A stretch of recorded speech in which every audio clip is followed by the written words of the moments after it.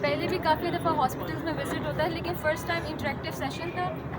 Patients के बारे में, उनकी कॉजेज़ और उनकी जो थी डिजीज़ उनके बारे में पता चला, और बहुत से फ़र्स्ट एड पता चला कि जो भी डिजीज़ है उसका फ़र्स्ट एड क्या होना चाहिए।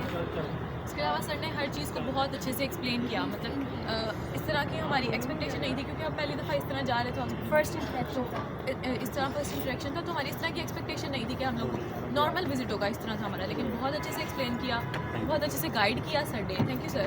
Thank you very much. Thank you ma'am. तो इसके बारे में व्यू दें, कैसा था आज आपका ये first visit? Of all first experience था तो बहुत अच्छा लगा। बाकी ये बात अच्छी है कि फ्रॉम द डे वन आपको हर चीज़ का एक्सपीरियंस दे दिया गया कि आपने यहाँ पे आना है और क्या क्या करना है। आप वहाँ पे अपने मेंटोर्स भी सिलेक्ट कर सकते हैं, उनसे अपनी गाइडेंस भी ले सकते हैं, और अच्छा था। और कोई चीज़ बेटा जो आपके जहन में, कोई क्वेश्चन ऐसा जो आपको ना पता चला हो, या कोई आपके जहन में क्वेरीज हो?